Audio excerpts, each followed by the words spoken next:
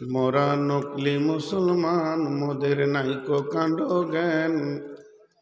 যুগের হাওয়ায় বইয়ে দিলাম মোদের দিন ইমান গো, মোদের দিন ইসলাম। মোরা এমনি ভাবে পার্টি করি, ভাইয়ে ভাইয়ে লড়ি মরি।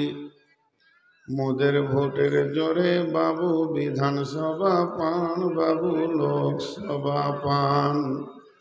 মোরা নাদান মুসলমান, মোদের নাইকো কাণ্ড জ্ঞান। যুগের হয় বইয়ে দিলাম মোদের দিন ইমান গো, মোদের দিন ইসলাম।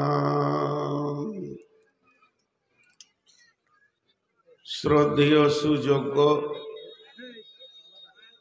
অত্র এলাকার কৃতি সন্তান, আপামা জনসাধারণের নির্বাচিত আজকে সদরে সভা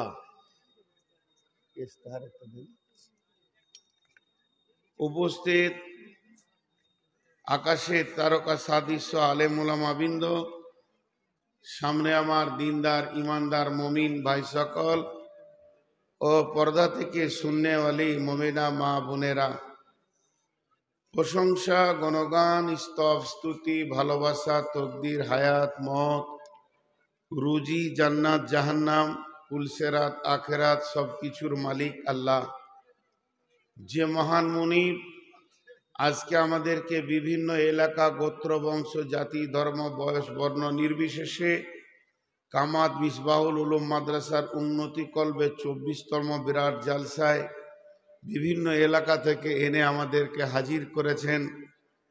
আজকে তারিখ 12ই ডিসেম্বর, রোজ মঙ্গলবার, আমাদেরকে এনে সেই মাদ্রাসা প্রাঙ্গণে জান্নাতের বাগানে হাজির করেছেন এবং সেই বাগানের ফল আমরা এখন খাচ্ছি আর সেই বাগানকে উপভোগ করছি। বিধায় মহান মুনিবের দরবারে একবার আমরা শুকরিয়া করি আলহামদুলিল্লাহ। মহব্বতের সঙ্গে সবাই বলি আলহামদুলিল্লাহ। দরুদ ও সালাম বর্ষিত হোক আখিরি পয়গম্বর নবিকুল শিরোমণি ইমামুল আম্বিয়া মেহবুবে কিবরিয়া ইমামুল হারামাইন শরীফাইন নবী মক্কি নবী মদানী নবী আহম্মদ নবী মোহাম্মদুর রসুল্লাহ নবী মোহাম্মদুর রসুল্লাহ সাল্লাল্লাহু আলাইহি সাল্লামের উপর আল্লাহুম্মা আমিন, আল্লাহুম্মা সল্লি আলাইহি, আল্লাহুম্মা বারিক আলাইহি। মোহতারাম ভাইও আজিজো বুজুর্গ দোস্ত, মহাগ্রন্থ আল কোরআন পৃথিবীর অদ্বিতীয় শিক্ষার কিতাব, যা অসাধারণ কিতাব থেকে আমি আপনাদের সামনে কয়েকটি আয়াত এবং হাদিসে নববী থেকে একটা হাদিস পেশ করেছি, যেটাকে সামনে রেখে খুব স্বল্প সময়ে আপনাদের সঙ্গে দু চারটি কথা বলবো বলে নিয়ত করেছি। যদি আমার মাবুদ আমাকে তৌফিক দেন তো ওমা তৌফিকি ইল্লা বিল্লাহি আলাইহি তাওয়াক্কালতু ইলাইহি উনীব, আল্লাহুম্মা আমিন। মহতারাম ভাইও আজিজ বুজুর্গ দোস্ত, এই আমার বায়ানকে শুরু করার আগে ছোট্ট করে দু তিনটি কথা বলবো। একটা মোটরসাইকেল হুন্ডা গাড়ির চাবি হারিয়ে গেছে, বেচারা বড় পেরেশান। যদি কেউ পেয়ে থাকেন সেটা স্টেজে জমা করবেন, সেই গাড়ির দাম দিয়ে চাবিটা নিয়ে যাবে। ভুল বললাম নাকি? ঠিক। যার চাবি পেয়েছেন যদি কেউ পেয়ে থাকেন স্টেজে দেবেন। হারানো জিনিস ফিরিয়ে দিলে আল্লাহ তাবারাক ওয়া তাআলা আপনাকেও বহু জিনিস ফিরিয়ে দেবেন। এই জন্য এটা একটা বললাম। 2 নম্বর, ইউটিউবার ভাই আপনারা আপনাদের ক্যামেরাগুলো সাবধানতার মধ্যে রাখেন, আর এগুলো আবার প্রয়োজনও আছে, কারণ অসময়ে বায়ানগুলো এখান থেকেই আপনারা শোনেন। 3 নম্বর, আপনাদের এইদিকে তাকান, যেটি দাঁড়িয়ে আছেন, যদি পায়েও ধরতে হয় তো ধরছি। এই লোকটা যে কে আছে আল্লাহ জানে, ওকে 4বার 5বার বললাম মানুষ না ছাগল না আর কিছু, হয়তো রাগ করবে। একটা মানুষকে 3-4 বার বলাটাই যথেষ্ট। গায়ে হাত দিয়ে বললাম, ভাই বলে বললাম, ওর সহ্য হলো না, এখন টুকটুক করে রাস্তা ধরেছে। তো এই ছাগলগুলো 2-4টা এসেই থাকে সভাতে, যে পুরো সভার যে একটা সৌন্দর্য, ইসলাম সুন্দর আর এই সৌন্দর্যটাকে নষ্ট করার জন্য আল্লাহ তাবারক ওয়া তাআলা এইরকম কিছু ছাগলের জন্ম দিয়েছে। মানুষের গায়ে আপনারা বলবেন যে বারবার ছাগল বলছে, কি বলবো, গায়ে হাত দিয়ে বললাম ভাই বসেন, যাই, ভাই আপনি বসেন, যাচ্ছি, ভাই বসেন, এগুলো কেউ শোনেনি। অতএব এখানে কেউ দাঁড়াবেন না, আল্লাহর হস্তে বলছি। এখন আমি আমার বায়ানের দিকে এগিয়ে যাচ্ছি, বায়ানকে খেয়াল করে কথা বলতে শুরু করছি। ডানে বামে কোনো কথা থাকবে না ইনশাআল্লাহ। সকলে আমরা মন দিয়ে শুনবো। আল্লাহ তাবারক ওয়া তাআলা শোনা, এবং মা বোনদেরকেও বলছি আপনাদেরও অনেক কথা আসবে, অনেক অনেক, শুধু এক দুটা নয়। আল্লাহ তাবারক ওয়া তাআলা আমাদেরকে শোনা বলার থেকে বেশি করে আমল করার তৌফিক দান করুন, আল্লাহুম্মা আমিন। আর একটা কথা বলতে ভুলে গেছি, বলেনি, আগামী বছরে জালসা তো আপনারা করবেনই, মাদ্রাসার জালসা। বক্তা কাকে নেবেন না নেবেন আপনাদের ব্যাপার, কিন্তু স্টেজ এত উঁচু করিয়েন না। ওইখানে উঠলাম তো মনে হচ্ছে গাছে উঠছি, কোনো উপায় নাই। আর এই যে বুড়া মানুষ, যদি পড়ে যেতাম তো আজকে জালসাই বাদ যেত। হালকা লাগলে আমি বেশি খেঁচাখেঁচি করতাম, জানে বেঁচে যাব। তো যাই হোক, আমি যে আয়াতগুলো আপনাদের সামনে পড়েছি, এই আয়াতগুলোর সামনে রেখে কথা বলছি ইনশাআল্লাহ।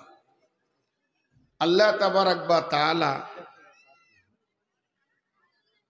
ওয়াজ করেছেন, গোটা কোরআনটা আল্লাহর নসিহত।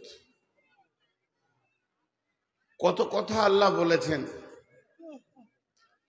কিন্তু আল্লাহর সাথে আমাদের কিছু পার্থক্য আছে, গোটাটাই পার্থক্য। আল্লাহ তো আল্লাহই, আমরা তো মানুষ।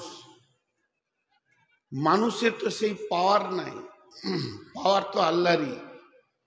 কিন্তু কিছু জায়গায় মানুষ এত বেশি পাওয়ার দেখায়, মনে হয় যেন ও আল্লাহর থেকে বেশি জানে। যেমন মনে করেন, আমি আমার কথা বলি, আমি আপনাদের কামাত গ্রাম মসজিদের ইমাম। তো দু চোখে মুসল্লিরা আমার দিকে তাকিয়ে আছে, যেন এইটুকু ভুল না হয়। এতটুকু ভুল হলে এত বড় করবে গোটা গায়ে। ভুল ধরার মালিক তুমি কে? পৃথিবীর কোনো মানুষকে ভুল ধরার অধিকার দেওয়া হয়নি, বরং সংশোধন করার কথা বলা হয়েছে। তুমি আমাকে বলে দাও যে মৌলানা তোমার এটা ভুল, ঠিক আছে। প্রকৃত আমার ভুল দেখে আমার বিচার করবেন যিনি, তিনি আল্লাহ। বিচার করার হক তো আপনার নাই। আমার ইউটিউবে শুনে থাকবেন যে আমি এক ড্রাইভারকে বলছি ভাই নামাজ পড়ো, তো উনি বলছেন যে আমি তো নামাজ পড়ি না, আপনি বুঝবেন না, আমি ব্যস্ত। কিন্তু ওকে আমার থ্রেট দেওয়ার অধিকার নেই। গতকালকেও যে ড্রাইভার আমাকে রেখে গেল ভোরে, তাকে জিজ্ঞেস করলাম নামাজ পড়ো, তো প্রথমেই ভূমিকায় বলছে না মৌলানা মিথ্যা কথা বলবো না, সত্য কথাই বলছি, আমি নামাজ পড়ি না। দেখেন কত পরেশগারু, সত্য কথা বলছে। যে শেষকালে বলছে নামাজ পড়ি না। তা আমি বললাম তোমার সত্য কথাটাতেই কি লাভ হলো? সত্য বলে তুমি কিছু লাভ পেলে? লাভ পাওনি। তো মানুষের ভুল যদি হয় সেটা সংশোধন করে দিতে হবে, কিন্তু ভুল ধরে তার বিচার চালাবেন এ ক্ষমতা আল্লাহ আপনাকে আমাকে দেয়নি, এটা সম্পূর্ণ আল্লাহ নিজের হাতে রেখেছেন। অতএব একমাত্র ভুল ধরে আমার জিন্দেগির বিচার যিনি করবেন তিনি হলেন আমার আল্লাহ। আল্লাহ ছাড়া বিচার করার কারো কোনো ক্ষমতা নাই। কিন্তু সেই আল্লাহ আমাকে 10 ভাগের 9 ভাগ ছেড়ে দিচ্ছে, 10 ভাগের 9 ভাগ ছেড়ে দিচ্ছে। বিশ্বনবী সাহাবীদেরকে বলছেন আমি তোমাদেরকে যতগুলো বক্তব্য রাখছি, আমি তোমাদেরকে যতগুলো আমল করতে বলছি, সেই আমলের ভিতরে যদি তোমরা 9টা করো আর একটা ছেড়ে দাও, তোমাদের ঠিকানা হবে জাহান্নাম। আর আমি যখন থাকবো না, আমার উম্মতের ঈমান রাখা বড় কঠিন হবে। সেই অবস্থায় তারা 9টা ছেড়ে দিয়ে যদি একটা করে তো জান্নাত পাবে। তার মানে আমাদের কনসিডারটা কত বড়, আমাদের কনসিডার কত বড়, আমাদেরকে কনসিডার কত বড় দিয়েছেন নবীজি দিয়েছেন, অথচ মানুষ মানুষকে দেয় না। আল্লাহর ভাষাটা দেখেন। এখনই একটা লোক নামাজ পড়ছে না, আর আমি বলছি ওই তুই নামাজ পড়বি না মানে তুই মানুষ, তুই অমানুষ, কত কথা বলে দিলাম। আর আল্লাহর ভাষা দেখেন, বিসমিল্লাহির রহমানির রহিম, যালিকুম ওয়াসাকুম বিহি লাআল্লাকুম তাকিলুন। দেখেন কথাগুলো দেখেন, কুল তাআলাউ আতলু মা হাররামা রাব্বুকুম আলাইকুম আল্লা তুশরিকু বিহি শাইআ ওয়া বিল ওয়ালিদাইনি ইহসানা ওয়ালা তাকতুলু আওলাদাকুম মিন ইমলাকিন নাহনু নারযুকুকুম ওয়া ইয়্যাহুম ওয়ালা তাকরাবুল ফাওয়াহিশা মা জাহারা মিনহা ওয়া মা বাতান ওয়ালা তাকতুলু নাফসাল্লাতী হাররামাল্লাহু ইল্লা বিল হাক্কি যালিকুম ওয়াসাকুম বিহি লাআল্লাকুম তাকিলুন। আমি আল্লাহর মতো করে বলবো, কি হলো ওটা? আহা, বাঁজার ছেলে হয় না আর ইয়ার ছেলে ঘরে লাই না। বাঁধা ছেলের লেগে মরে গেল, আর ইয়ার এত ছেলে হয়েছে যে একটা ছেড়ে দিয়েছে। কোন ভেজাল? দেখিয়ে দাও একবার কার ছেলে। এই এদিকে আয়, এদিকে আয়। এটা আমাকে বাপ বলবি? বক্তা বাপ পাবি, বলবি না? পছন্দ হচ্ছে আমাকে বাপ বলবি? তোকে তোর মা লিবে না, যা কি করবি দেখ গা। আহা, যাও যাও, কার ছেলে? তোর মা জিলাপি খেতে গিয়েছে, তোকে ছেড়ে দিয়ে ফের ওইখানে এসে দাঁড়িয়েছে ওরা।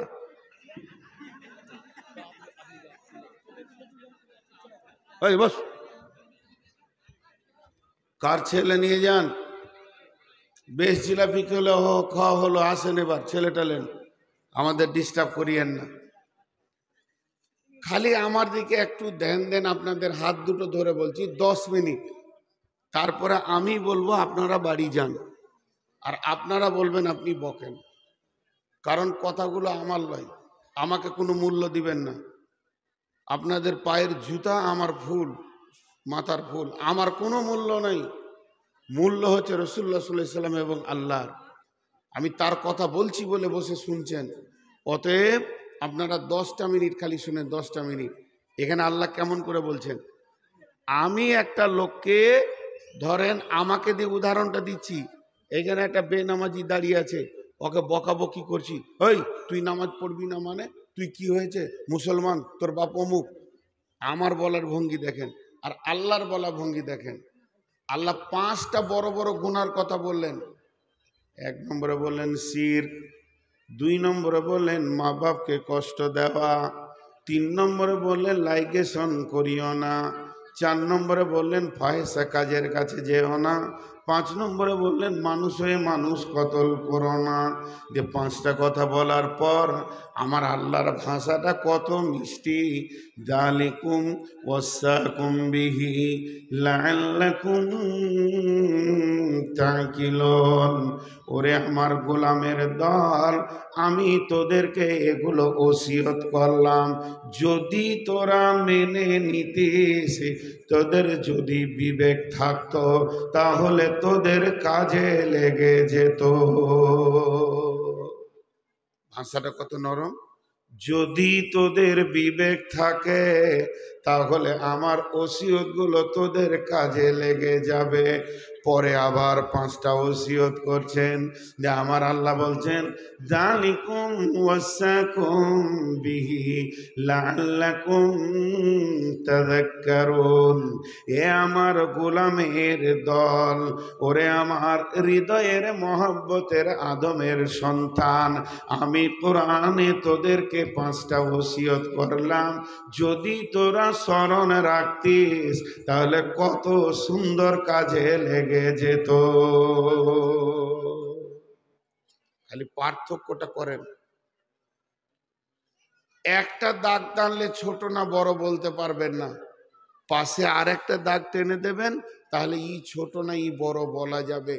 তো এই আল্লাহর ব্যবহারটা দেখেন আমাদের ওপরে কত মিষ্টি ব্যবহার, কিন্তু আল্লাহ আবার সুপ্রিম পাওয়ারে আছেন, হিসাব ওকেই দিতে হবে।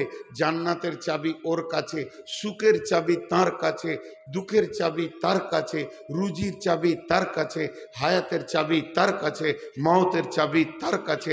এক সেকেন্ডে আমাকে কাবু করতে পারে, এক্ষুনি আমার জিভ কেটে নিতে পারে, এক্ষুনি আমার গলাকে বন্ধ করে দিতে পারে, এক্ষুনি জালসাটাকে ধ্বংস করে দিতে পারে।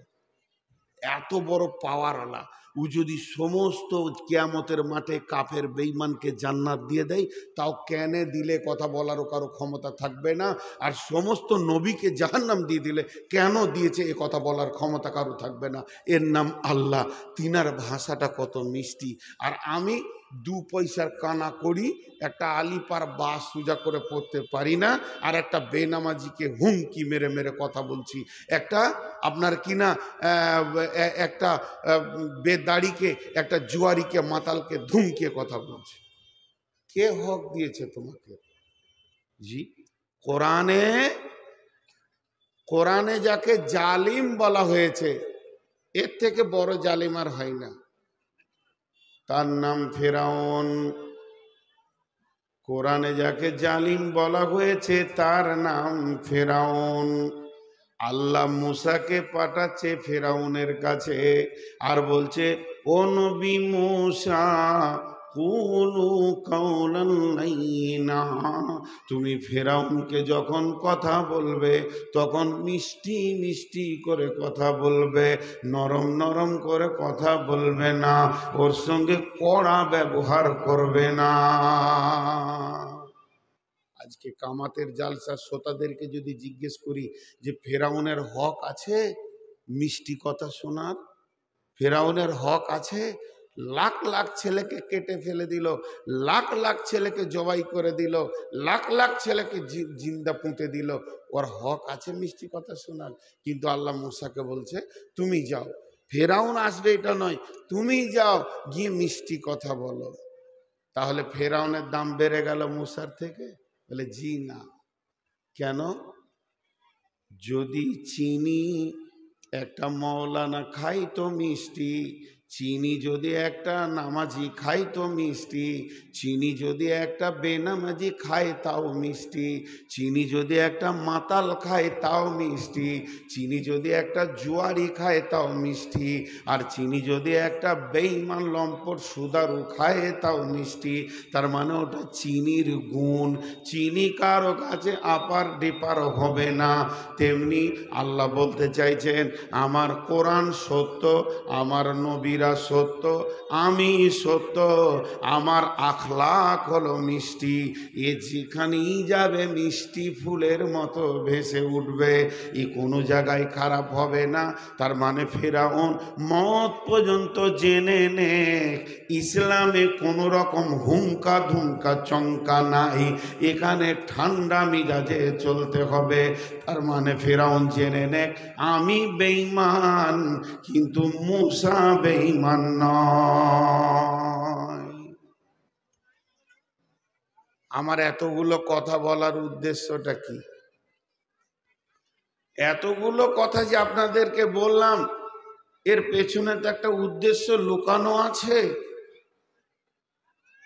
বিনা উদ্দেশ্যে এই লোকটাকে পাগলের মতো বসিয়ে রাখিনি। এতগুলো কথা বলার উদ্দেশ্য হচ্ছে একটা, যে আল্লাহ আমাদেরকে ওসিয়ত করেছেন, ভেজাল শেষ। খালি আমরা খুঁজে পাইনি, দেখিনি, গবেষণা করিনি। জি, ওরা করুক, ওরা করুক। দুটা জিনিসের ধৈর্য আল্লাহ আমাকে দিয়েছে। মেয়ে লোকেরা যতই চিল্লাক, মানে আমার বউ আর ডবল চিল্লায়, আমার মুখস্থ হয়ে আছে যে ওরা চিল্লাবে, ওরা যদি না চিল্লাবে তা মেয়ে মানুষ লয়। জি, চিল্লান মা বোনেরা, জান ভরে চিল্লিলেন। এইরকম একসঙ্গে দেখা সাক্ষাৎ আর কোনোদিন হবে কি না, সেটা আপনার নসিবে জুটবে কি না, এর থেকে বড় সুযোগ আর কিছু নাই। যার যত কথা আছে আজকে উজাড় করে নেন, বাস ওদেরকে পাওয়ার দিয়ে দিলাম। আর মাদ্রাসার বাচ্চা ছেলেরা লাফালাফি করলে আমার সহ্য হয়, কিন্তু বুড়ারা লাফাইলে কষ্ট হয়। তো টোটাল কথাটা একটা জায়গায় এনে দাঁড় করালাম, আল্লাহ আমাদেরকে ওসিয়ত করেছেন। এবার চলেন একটা সাহাবীর কথা বলি।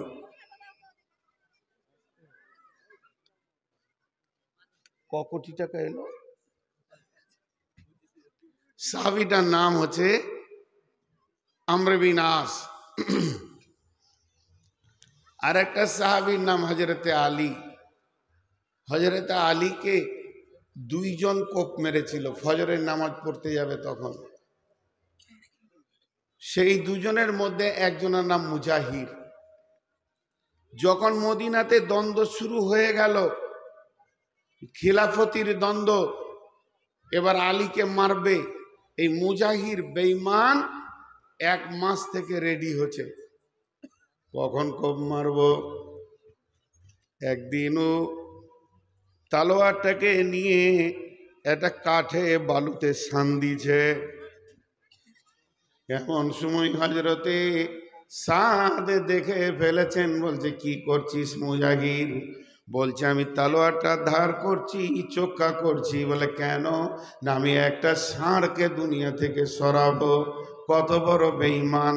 এই কথা জানার পর ওই কথাটা এসে হযরতে আলীকে বললেন, আলী তোমার ব্যাপারে তালোয়ার রেডি হয়ে গেছে। হযরত আলী প্রতিনিয়ত চিন্তা করতেন এবার কি হবে, এবার কি হবে।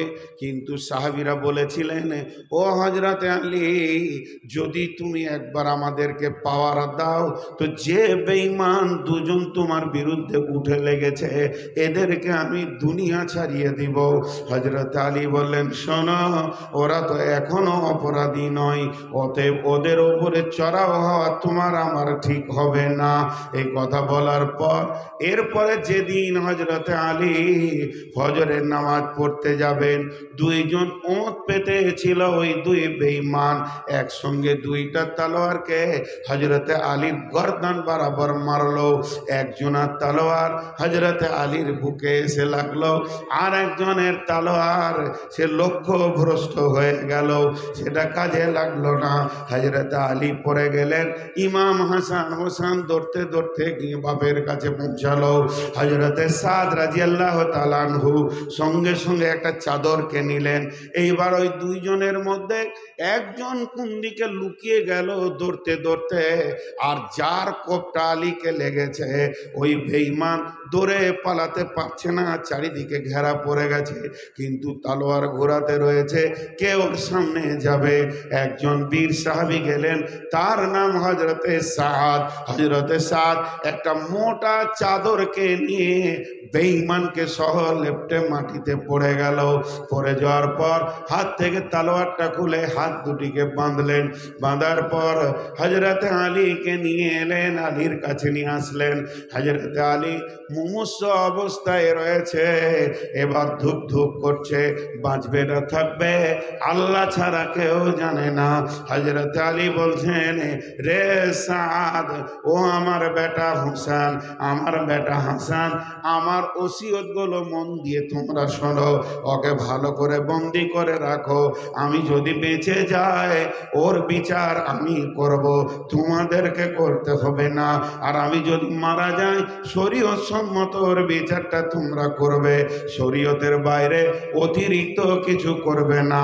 2 নম্বরে বলল, বেটা হোসেন রে, তোমাকে আমি বলছি তোমাদের আর একটা ভাই আছে, মানে আমার আর একটা বিবি ছিল, তার পক্ষে একটা ভাই আছে, ওই ভাইটা তোমাদের বড় ভাই। ও যখন তোমাদের কাছে আসবে আমার মাটি হওয়ার পর, মালের মেরাজ তাকে বুঝিয়ে দেবে, তাকে মালের অংশ মারবে না। হে আমার বেটা হোসেন, আল্লাহকে ভয় করবে, সবসময় আল্লাহর ভয়ে চলবে, পৃথিবীতে আল্লাহ ছাড়া কাউকে ভয় করবে না, তাকওয়া অবলম্বন করবে। ও বেটা হাসান, আল্লাহর ভয় কাকে বলে জানো? হযরত আলী বলছেন, আল্লাহর ভয় বলে ঠিক মতো পবিত্রতা হাসিল করা, অর্থাৎ উজুকে ধীরে ধীরে সুন্দর করে উজু করার নাম আল্লাহর ভয়। ছড়বড় ছড়বড় করে উজু করো না বাবা, যদি তোমার পাকটা না হয় তো নামাজটা কবুল হবে না। অতএব ধীরে সুস্থে উজু করবে, এরই নাম আল্লাহর ভয়। একটার পর একটা ওসিয়ত করতে করতে হযরত আলী পৃথিবী থেকে জীবনের শেষ বিদায় নিয়ে নিলেন। অতএব বন্ধুরে, যারা বড় বড় মনীষী পৃথিবীর বুকে ছিল, তারা কেউ যে আল্লাহর, কেউ যে সন্তানকে ওসিয়ত করেনি তা নয়। ওসিয়ত নামা বলে একটা কাগজই পাওয়া যেত। আজকের যুগে বাপই তো আনপার, বাপই তো নিজেই কিছু জানে না, দিন মানে না, তো ছেলেকে কেমন করে ওসিয়ত করবি? এটার নাম কোরআন। আহা, আল্লাহ তোদেরকে মেরে দিয়েছে রে, তোরা ওসিয়ত ধরবি না, তোদের কলজে পর্যন্ত আল্লাহ মেরে দিয়ে দিয়েছে। কত সাইজের যে চামড়া মোটা আছে তুই জানিস আর তোর আল্লাহ জানে। এটা কোরআন। জি, আমার দিকে তাকান, সকলে একবার মহব্বতের সঙ্গে বলেন এটা কি? কোরআন। এই গোটা কোরআনটা কার ভাষা? আল্লাহ। এই কোরআনে নবীদের নাম আছে না নাই? অনেক আছে। কাফের বেঈমানেরও নাম আছে, তা বলে কি তার দাম বেড়েছে? সে যে বেঈমান এই পরিচয়টা কোরআন দিয়েছে, এর জন্যে তার দাম বাড়েনি। কিন্তু দেখেন, দাম বাড়ার লিস্টে যাদের নাম আছে নবীদের, এতগুলি সাহাবী পৃথিবী থেকে চলে গেলেন, এতগুলি সাহাবী পৃথিবী থেকে চলে গেলেন, কোন সাহাবীর নাম কোরআনে নাই, খালি একটা সাহাবীর নাম আছে যায়েদ। কিন্তু একটা সাধারণ মানুষের নামে একটা গোটা সূরা আছে, সে নবীও নয়। বলেন লোকটা কত দামি ছিল? সেই লোকটা নবী নয়, সেই লোকটা সাহাবীও নয়। সাধারণ মানুষ যদি লিখেন তো একবার নয়, 1000 বার লিখা যাবে সাধারণ মানুষ। তার নাম হলো হযরতে লোকমান। সেই লোকমান নামে একটা সূরা হয়ে গেল। তাহলে লোকমান কি কাজ করেছিল? লোকমানের কোন কাজটা আল্লাহকে ভালো লেগেছে? লোকমানের কোন গুণটা আল্লাহকে ভালো লেগেছে যে লোকমান নামে একটা গোটা সূরা আল্লাহ দিয়েছেন? কান করে শুনেলেন, মন দিয়ে শুনেলেন, লোকমানের ওই কাজটা ভালো লেগেছে। লোকমান নিজের বেটাকে বসিয়ে জিন্দেগি চালানোর ওসিয়ত করেছি। এক যুগে ওসিয়ত ছিল, জি, 22 বছরের ছেলের বিয়ে হবে, কামাত বাড়ি, বিয়ে হবে ওয়ার্ক বি করে, পরশু বিয়ে, কালকে বিয়ে। ইয়ং ছেলে, বন্ধু বান্ধব, খালাতো ভাই, মামাতো ভাই বিয়েতে এসছে, সেই সাথে কে এসছেন? নানাজি। এর বয়স 22, নানার বয়স কত? নানার বয়স 82। তো খালি ঘর ঢুকছে, প্রুক প্রুক প্রুক। তখনই একবার মার্কেটে যেছে, গাড়ি নিয়ে আবার আসছে, আবার যেছে, বিয়ে খালি ব্যস্ত দেখাচ্ছে। তখন একটা কি কিনছে, তখনই গাড়ি নিয়ে করম দেখি, তখনই টুঙ্গি দেখি, তখনই ডাল খোলা। ওর নানা মুচকে মুচকে হাসছে, মানে ওই স্টপেজটাও পেরিয়ে গেছে। পেরিয়েছি কি পেরোয়নি? যখন সন্ধ্যা হলো তখন নানা মিষ্টি করে ডেকে বলছে, ভাই জামিরুল শোনো, তুমি সারাদিন ব্যস্ত ছিলে, আমি দেখেছি, কিছু বলিনি। এখন আমি কিছু ওসিয়ত করব, মন দিয়ে শোনো। শ্বশুর বাড়ি ঘন ঘন যাবে না, সম্মান থাকবে না, শ্বশুরের টাকা পয়সার দিকে লক্ষ্য করবে না, মান ইজ্জত পৃথিবী থেকে চলে যাবে, বরকত চলে যাবে।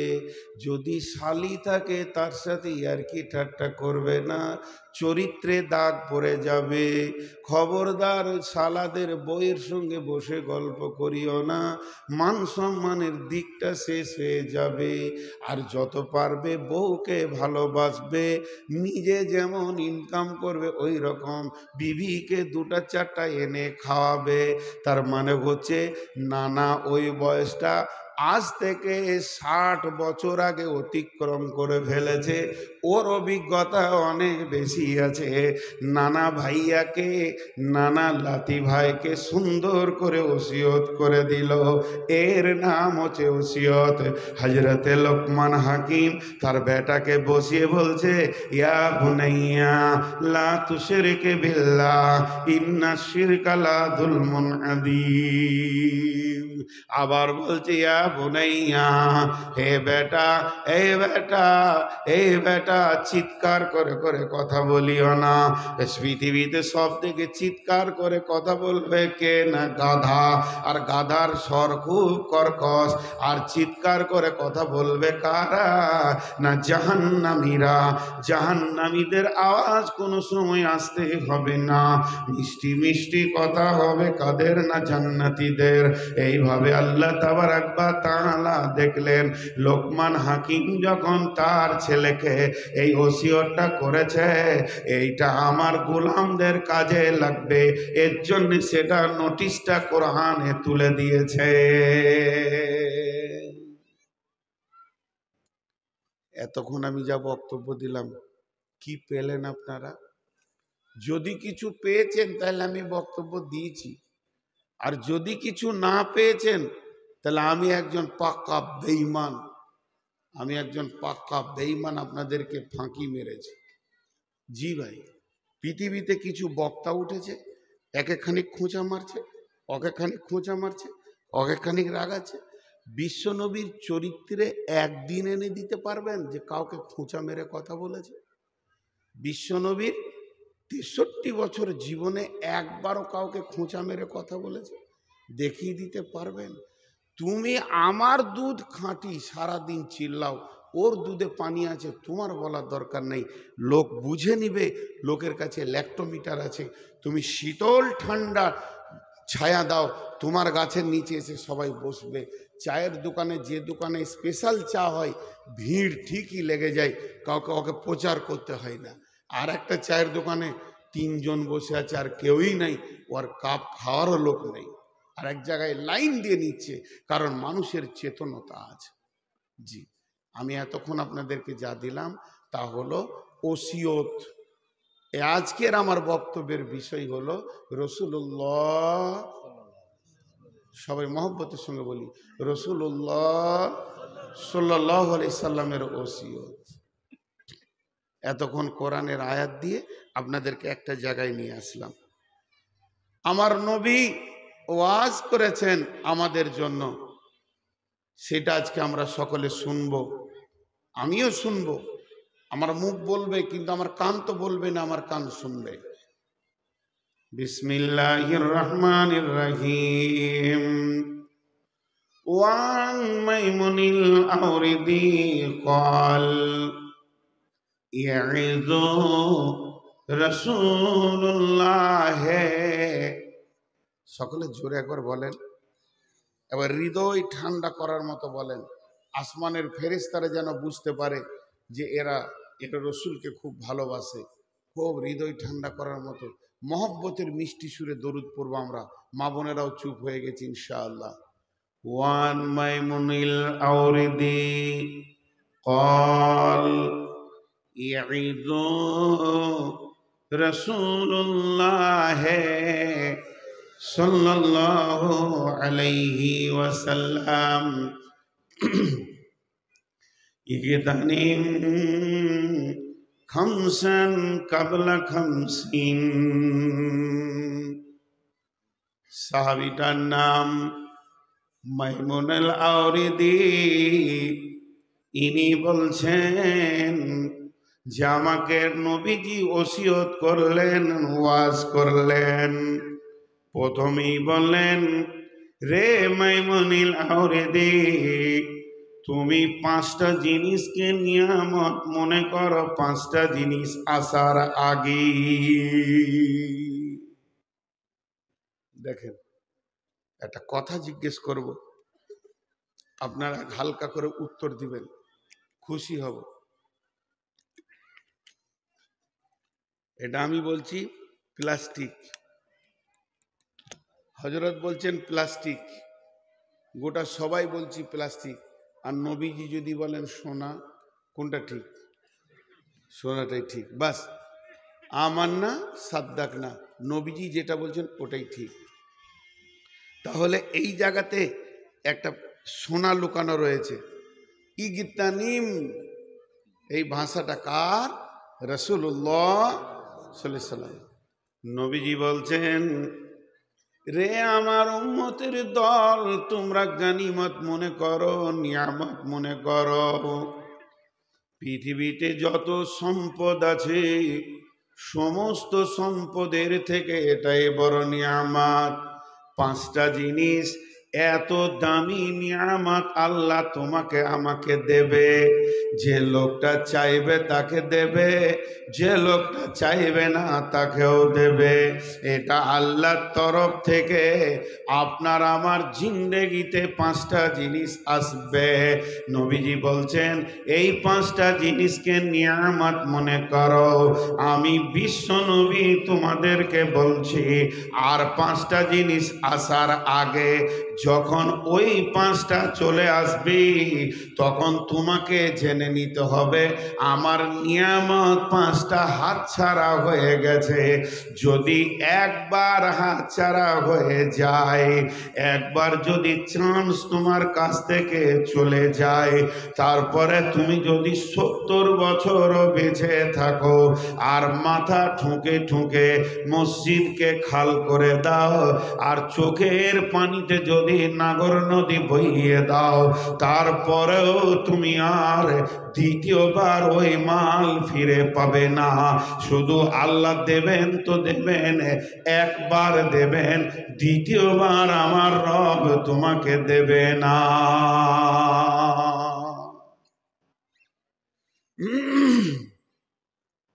মা বোন, বেটির দল, আমার যা বয়স আপনারা সব আমার বেটি, তো বেটির দল একবার ধ্যান দিয়ে শুনেন। নাম্বার এক, পাঁচটার মধ্যে নাম্বার এক, বিশ্ব নবী বলছেন শাবাবাকা ক্বাবলা হারামিকা। হে আমার উম্মতের দল, জওয়ানিকে নিয়ামত মনে করো, যৌবনকে নিয়ামত মনে করো, বার্ধক্য আসার আগে। এককালে তুমি শিশু, শৈশব, কৈশোর ছিল, তোমার কাছে যৌন তরঙ্গ ছিল না, তোমার ভিতরে যৌন উত্তেজনা ছিল না, যৌবন কি জিনিস তুমি বুঝতে না। কিন্তু এমন একটা দিন আসলো, যেদিন আল্লাহর কাছে তোমাকে চাইতে হয়নি, দরখাস্ত দিতে হয়নি, তোমার ভিতরে যৌন তরঙ্গ আল্লাহ এনে দিলেন। এই যৌন তরঙ্গ তোমাকে কাজে লাগাতে হবে। এবার যেদিন তোমার কাছ থেকে যৌবনকে কেড়ে নেওয়া হবে, বিলুপ্ত করে দেয়া হবে, তারপরে তোমার গর্দন ধরে তোমাকে বার্ধক্যের ঘরে ভরে দেয়া হবে। তখন যদি তুমি মাথা ঠুকে মরে যাও, আর যৌবন ফিরে পাবে না। এই ওই সাউন্ড বাড়াও, ব্যাক ফিটে সাউন্ড দাও, ব্যাক ফিটে সাউন্ড দাও, মাইকে সাউন্ড বাড়াও। এরা উঠছে কেন? বিজরুরত। আলহামদুলিল্লাহ। আপনাদের বিরক্ত লাগছে নাকি? তাহলে যৌবন দুই রকম। যৌবন মানব দেহের কেউ গৈরব করোনা, ভাঙলে পরে পিতল কাঁসা, সেই রকমই যৌবনের দশা, পিতল কাঁসার বদলা চলে, যৌবন বদলাই না রে, মানব দেহের কেউ গৈরব করোনা। যৌবন কত বড় নিয়ামত। এবার যৌবনের দুই ভাগ, নারীদের যৌবন আলাদা, পুরুষের যৌবন আলাদা। পুরুষের যৌবন উগ্র, নারীদের যৌবন চাপা। পুরুষের যৌবনের নাম হচ্ছে উত্তাল, নারীদের যৌবনের নাম হচ্ছে চাপা। পুরুষের যৌবনে জোয়ার ভাটা, নারীদের যৌবনে চাপা ভাটা। অতএব আমার রব দুই বান্দাকে, একদিকে বান্দা আর একদিকে বান্দি, আল্লাহ তাবারাক ওয়া তাআলা পুরুষকে যৌবন দিয়েছে পুরুষের মতো, নারীদেরকে যৌবন দিয়েছে নারীর মতো। পুরুষের যৌবন পুরুষ কাজে লাগাবে, আর নারীদের যৌবন নারীরা কাজে লাগাবে।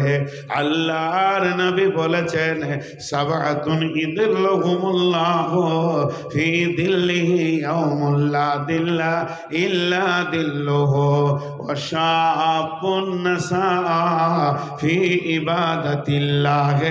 যৌবনটা এমন একটা নিয়ামত, কঠিন কিয়ামতের দিনে যদি ঠিক মতো কাজে লাগানো যায়, তাহলে আল্লাহর আরশের ছায়া, আল্লাহর রহমতের ছায়ার নিচে যুবক যুবতী জায়গা পাবে। অতএব বন্ধুরে, আল্লাহর নবী বলছেন, শাবাবাকা কাবলা হারামিকা, যৌবনকে নিয়ামত মনে করো, এটা যৌবন চলে যাওয়ার আগে। জি, এবার একটা উদাহরণ দিব, নারীদের যৌবন কেমন আর পুরুষের যৌবন কেমন। কিছু কথা ইশারাই বলবো, যতটা ইশারাই বলা ইনশাল্লাহ আপনারা বুঝবেন, অতটা ইশারাতেই বলবো। মা বোন ধৈর্য ধরেন। পেট্রোলের সাথে আগুনের যে সম্পর্ক, এটা হচ্ছে পুরুষের যৌবন। পেট্রোল সামনে আসলে আগুনকে বলতে হয় না ধর, উগ্রতা আছে ওর, ধরবে। পুরুষকে দেওয়া হয়েছে পেট্রোলের মতো যৌবন। আর চাপা যৌবনের উদাহরণ হচ্ছে কয়লা, এরও আগুনের খোরাক, কিন্তু পাখা করতে হয়, ধর এটা তোর খাবার, ধর। যখন একবার ধরে নেয় দীর্ঘ সময় টিকে। আর পেট্রোলে আগুন ধরে যত তাড়াতাড়ি, ছাড়েও তত তাড়াতাড়ি। পুরুষ যত যৌন ক্ষোধাতে উগ্র হয়, অত তাড়াতাড়ি শিথিল হয়ে যায়। আর মহিলারা যত ধীরে ধীরে চেতনায় আসে, ওদের ধীরে ধীরে চেতনা নামতেও সময় লাগে। মা বোন বেটি আমার, আপনারা 10 মিনিট শোনেন। এখন পুরুষদেরকে বলি, উগ্র যৌবন কোন কাজে লাগাবে। আল্লাহ বলছেন, বিসমিল্লাহির রহমানির রহিম, আত-তাইবুন আল-আবিদুন আল-হামিদুন আস-সাইহুন السائغون الراكعون الساجدون الآمرون بالمعروف والناهون عن المنكر والحافظون لحدود الله وبشر المؤمنين। আর একটা আয়াত পড়েছি আপনাদের সামনে, ফাইদা কুদিয়াতিস সালাতু ফান্তাশিরু ফিল আরদি ওয়াবতাগু মিন ফাদলিল্লাহি ওয়াযকুরুল্লাহা কাসীরান লাআল্লাকুম তুফলিহুন। ভাইরা আমার, যুবকের দল, যৌবনকালে যুবকদের দুইখানা গুরু দায়িত্ব দিয়ে পাঠিয়েছেন আমার রব। আমার রব বলছে, যুবকের দল, তোমরা বসে থাকবে না, তোমরা গাফলতি করবে না, আমি তোমাদেরকে শক্তি একটা দিয়েছি, স্পিরিট দিয়েছি। এই স্পিরিটটা যদি না দিতাম, নারী চেতনতা তোমাদের ভিতরে যদি না থাকতো, তোমরা মার্কেট করতে না, ব্যবসা বাণিজ্য করতে না, চাষবাস করতে না, তোমরা ডেলি প্যাসেঞ্জারি করতে না। অতএব তোমাদেরকে আমি দায়িত্ব দিচ্ছি, যখন তোমাদের নামাজ হয়ে যাবে, যুবকের দল সঙ্গে সঙ্গে তুমি বেরিয়ে যাও রুজি তল্লাশের জন্যে। এটা আমি তোমাদেরকে দায়িত্ব দিয়েছি, তোমরা রুজি তল্লাশে ব্যস্ত হয়ে যাবে। পৃথিবীর যে কোনো কোণে অর্থ আছে সেটাকে উপার্জন করো, শুধু শর্ত যে একটাই, হালাল পন্থাতে সেটাকে উপার্জন করে নিয়ে এসো। তোমার জন্যে তোমার মা বাপ, বিবি, সন্তান, ছেলে মেয়ে, তোমার বোন ভাই তোমার মুখের দিকে তাকিয়ে আছে। হে যুবক, যৌবনকালে তুমি নিজেকে অলসতায় ফেলে দেবে না। তোমাকে ইনকামের দায়িত্ব দিয়েছি, তুমি ইনকাম করবে। ও আনফিক আলা আয়ালিকা, তুমি ইনকাম করে নিয়ে এসে তুমি তোমার আহালকে খাও এবং তাদেরকে ভালোবাসো।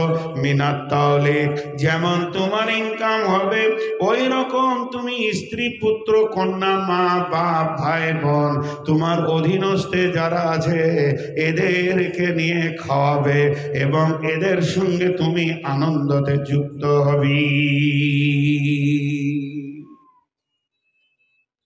একটা দায়িত্ব। দ্বিতীয় দায়িত্ব কি? আত-তাইবুন আল-আবিদুন আল-হামিদুন আস-সাইহুন আর-রাকিউন আস-সাজিদুন। এগুলো দায়িত্ব নয়, এগুলো আমল। তুমি তওবা করনেওয়ালা হয়ে যাও, আল্লাহর প্রশংসা হয়ে যাও, আত-তাইবুন আল্লাহ এবং ইবাদত করনেওয়ালা হয়ে যাও, গুনাহ থেকে ফিরে আসনেওয়ালা হয়ে যাও, রুকু করনেওয়ালা হয়ে যাও, সাজদা করনেওয়ালা হয়ে যাও। এই 6টা কথা বলার পর যদি কেউ নিজে না নামাজ পড়ে লোককে বলে, তো মানুষ শুনবে না। এরই জন্য আল্লাহ বললেন তুমি নিজে 6টা আমল করো।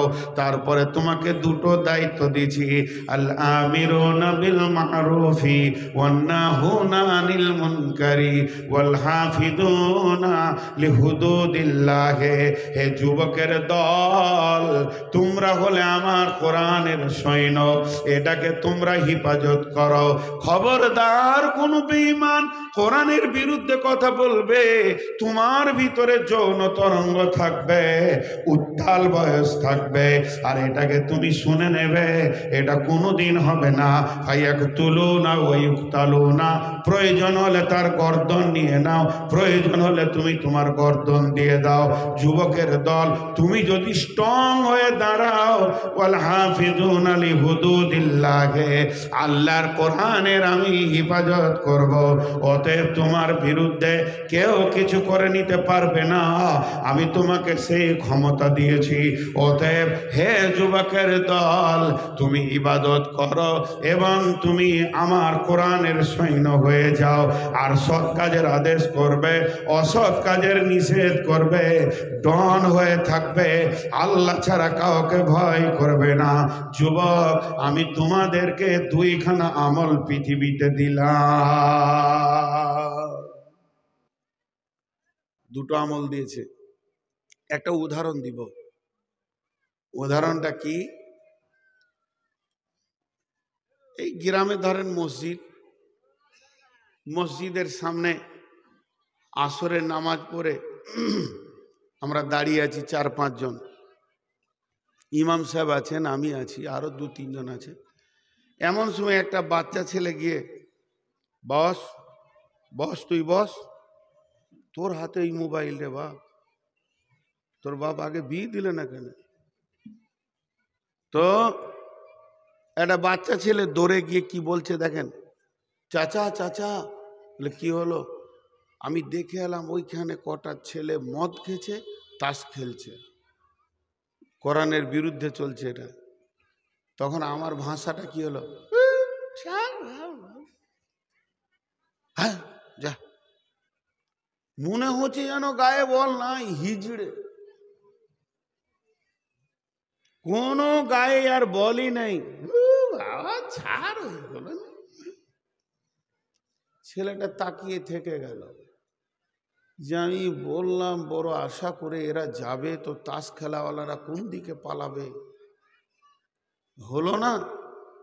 অবাক হয়ে তাকিয়ে আছে। ও তাকিয়ে আছে, এই মুহূর্তে ওই দিক থেকে আর একটা ছেলে দৌড়ে আসছে। দৌড়ে এসে কি বলছে, চাচা। কি রে?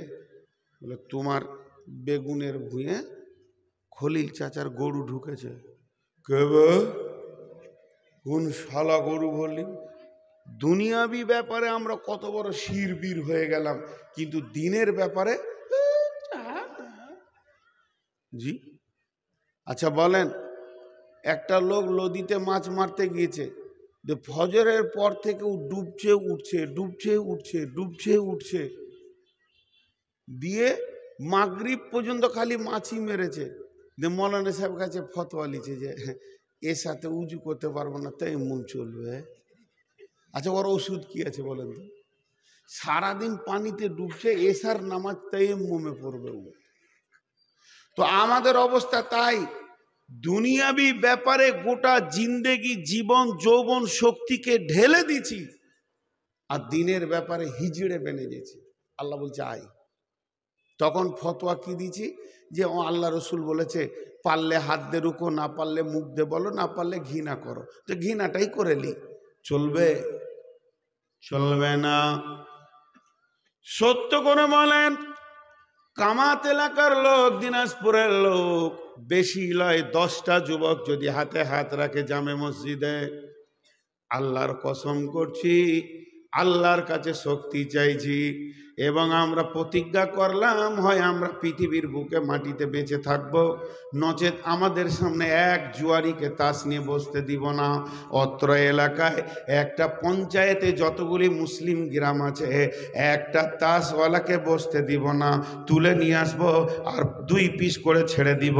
বেঈমানি করবে, 2 পিস করে ছেড়ে দিব। 10 থেকে 20টা যুবক যদি কসম করে লাই, অত্র এলাকায় জুয়া নামে জিনিসটা খুঁজে পাওয়া যাবে না, মদের বোতল খুঁজে পাওয়া যাবে না। কিন্তু আমার আল্লাহ যে ডিউটি দিয়েছে, যুবকরা সে ডিউটি করে না। এখন যুবকরা 2টা ডিউটি করছে, চারিদিকের চুলগুলো কেটে মাথার মাঝে ইহুদিদের মতো চুল রাখছে।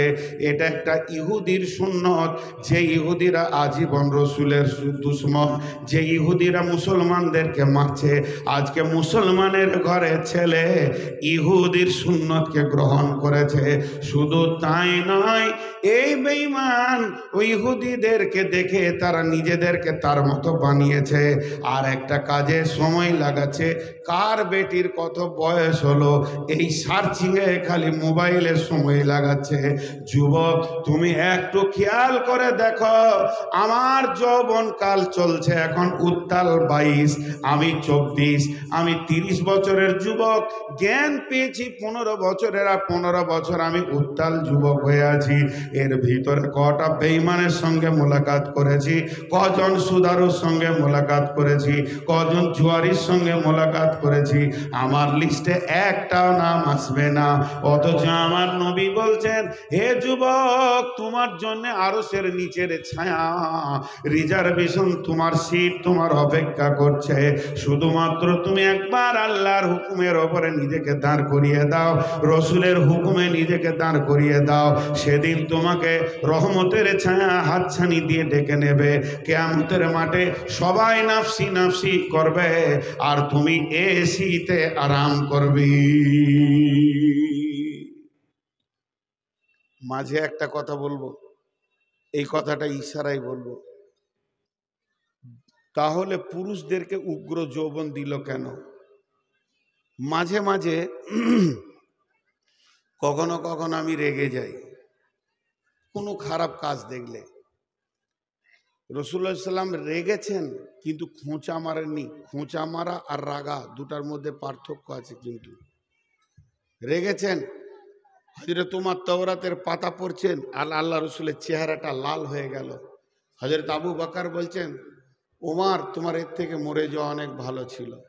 রেগেছেন। তো আপনাদেরকে বলি, রাগী এখন কোনো কারণে কারোর সাথে আমার কথা কাটাকাটি চলছে, সেও রেগেছে, আমিও রেগেছি, তো সারা পাবলিক এসে কি বলবে? সারা পাবলিক এসে বলবে, সব পাবলিক বলবে, মৌলভী সব মানুষ রাখছেন কেন জি? এটা প্রথম ভাষা, হ্যাঁ না বলে না? বলবে কি বলবে না? মৌলভী সাহেব মানুষ আপনি রাখছেন কেন? আচ্ছা, মৌলভীদের রাগ থাকতে হয় না জি? মৌলভীদের রাগ থাকতে হয় না? বিনা উজুতে নামাজ হবে? জোরে বলেন। নামাজ হবে না, বিনা উজুতে নামাজ হবে না। তেমনি একটা ফরজ আমল আছে, যে আমলটা করতে গেলে রাগ দরকার, রাগ ছাড়া সেই আমলটা হবে না। রাগের প্রতীক চিহ্ন মোচ দিয়েছেন আল্লাহ পুরুষকে, আপনাদেরও আছে আমারও আছে। রাগ মোচে এরকম হাত দিব আর দাড়িতে হাত দিব, প্রতিপক্ষ 3 বার পেশাব করে দেবে। তা রাগ ছাড়া একটা আমল আছে, হয় না। সেই আমলটা কি? সে আমলটা হলো জিহাদ। যদি পুরুষের রাগই না থাকবে তো পুরুষ জিহাদ করতে পারবে না। তাহলে জিহাদটা কি আমার জন্য হারাম? আমি কি জিহাদের ময়দানে নামবো না? আজকে যে অবস্থা ফিলিস্তিনের ওপরে চলছে, ইসরায়েলদের প্রতি কি আমার রাগ হচ্ছে না? তো ভাই, এগুলো ভাবতে হবে। এক বক্তা জালসা করতে করতে বলে দিয়েছে যে আমার ছেলেটার জন্য দোয়া করবেন, হসপিটালে আছে। এক বুড়ি নানি বলছে মৌলবীদেরও ছেলে হয়, ওকে হিসাবই নেই যে মৌলবীদের কেন ছেলে হবে রে বাপ? হ্যাঁ, ওদের এত লম্বা পাঞ্জাবিতে ছেলে পিলে কি করে হচ্ছে? চারিদিকে তো বেড়া দিয়ে ঘেরা আছে, তো এই বুঝছে না। তো পৃথিবীতে বিশ্ব নবীর বাচ্চা ছিল, তো আমার তো থাকবেই। এটা কোনো কলঙ্ক নয়, রাগটা কলঙ্ক নয়। রাগ হচ্ছে পুরুষের অলংকার।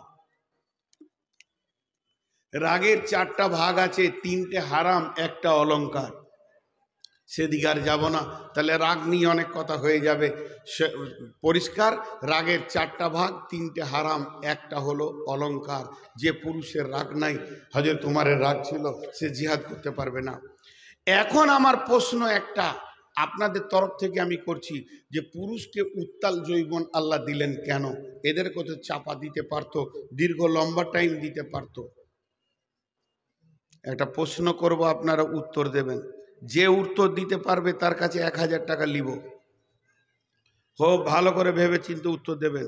এটা আমার কাপড়, এরকম আপনারও কাপড় আছে, জামা প্যান্ট গেঞ্জি সবগুলোকে নিয়ে আপনি নদীর ধারে কিংবা কলের কাছে গেলেন, হাতে একটা সাবান আছে, উদ্দেশ্য হচ্ছে সাফ করা।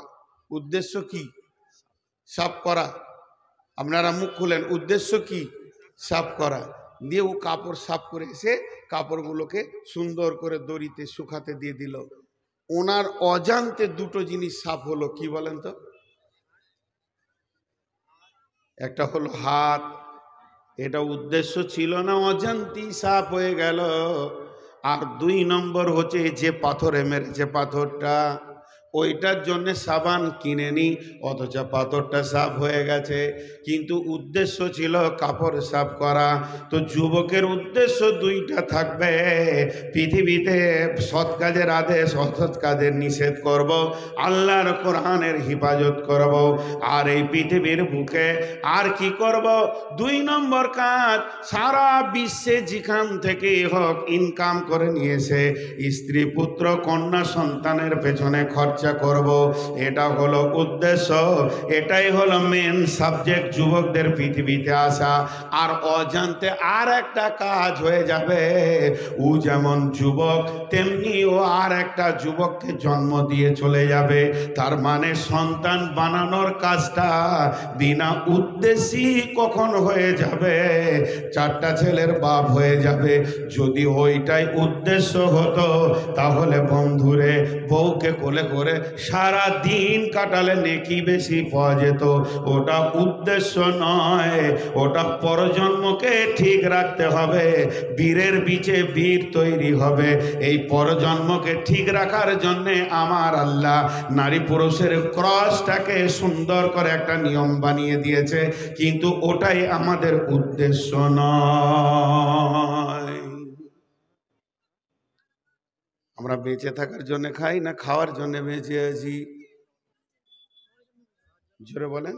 খাওয়ার জন্য বেঁচে আছি, তাহলে চুপ করে বসে আছেন কেন? চালিয়ে যান, মেশিন বন্ধ করা যাবে না।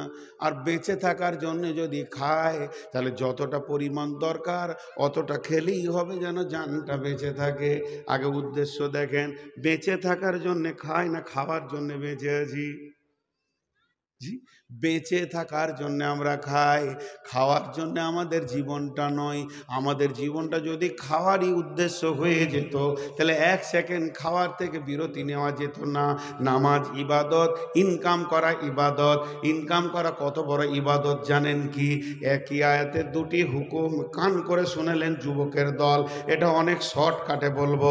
একটা লোক নামাজ ধরেছে, ফরজ নামাজ, বিসমিল্লাহির রহমানির রহিম, আলহামদুলিল্লাহি রাব্বিল আলামিন, আর রহমানির রহিম, মালিক ইয়াউমিদ্দিন, ইয়াকা না'বুদু ওয়া ইয়াকা নাস্তাঈন, ইহদিনাস সিরাতাল মুস্তাকিম, সিরাতাল্লাযীনা আন'আমতা আলাইহিম, গায়রিল মাগদুবি আলাইহিম ওয়ালাদ-দাল্লিন, আমিন। কুল হুয়াল্লাহু আহাদ, আল্লাহুস সামাদ, লাম ইয়ালিদ ওয়া লাম ইউলাদ ওয়া লাম ইয়াকুল লাহু কুফুয়ান আহাদ। আল্লাহু আকবার। সুবহানাকা আল্লাহুম্মা রাব্বানা ওয়া বিহামদিকা আল্লাহুম্মা ইগফিরলি। সামি আল্লাহু লিমান হামিদা, রব্বানা লাকাল হামদ হামদান কাসীরান তাইয়িবান মুবারাকান ফি। এর মুখ কোনো সময় বন্ধ নাই। এই লোকটা যত নেকি পেয়েছে, এই লোকটা যত নেকি পেয়েছে, এই লোকটা যত নেকি পেয়েছে, নামাজের ভিতরে সূরা ফাতিহা পড়লে যে নেকি পাওয়া যায়।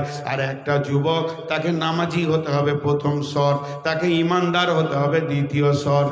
এক নম্বর হলো ইমানদার হতে হবে, দুই নম্বর হলো নামাজি হতে হবে। ওই যুবকটা নামাজে সালাম ফিরে নিল মসজিদে, এরপরে প্যাকেটে গানে চানাচুর নিয়ে বের হয়ে গেল বাস স্ট্যান্ডে। 5 টাকা 5 টাকা 5 টাকা 5 টাকা 5 টাকা 10 টাকা 10 টাকা চানাচুর লেন, ছিঁড়ালেন, 5 টাকা 5 টাকা। মুখ দিয়ে যত 5 টাকা 5 টাকা বলবে, নামাজের ভিতরে তেলাওয়াত করলে যে নেকি পাওয়া যায়, ওই নেকিটা যুবকটা পেয়ে যাবে। কেউ মাল লেগেছে, হরেক মাল 20 টাকা 20 টাকা 20 টাকা, হরেক মাল 20 টাকা। ওই যে কথা বলবে, একটা দোকানদার বলবে, ভাই কি লাগবে?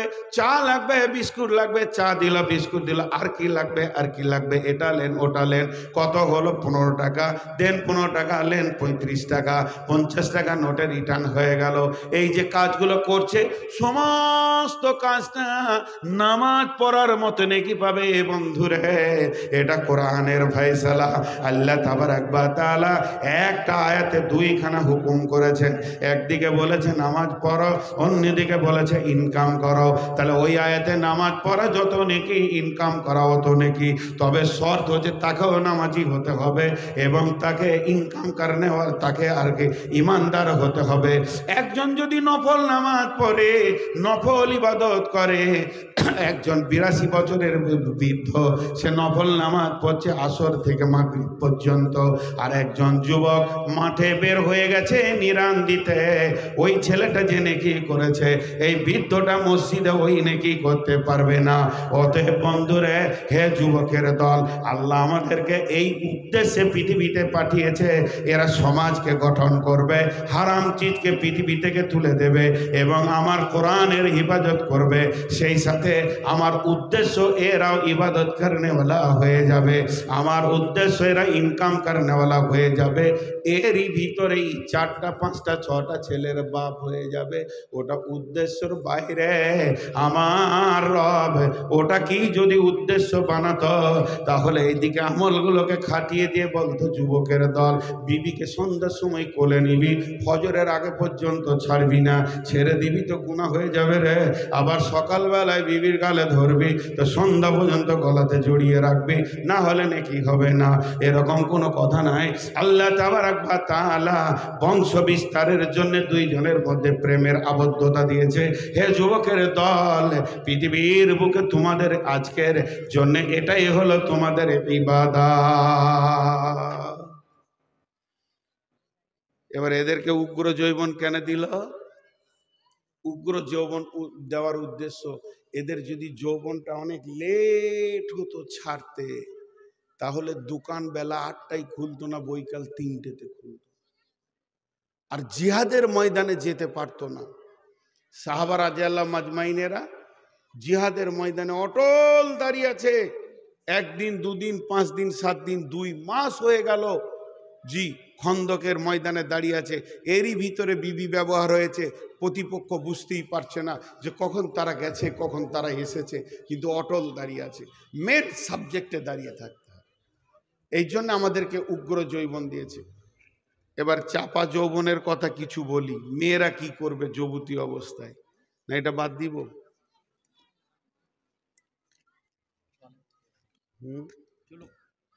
চলবে,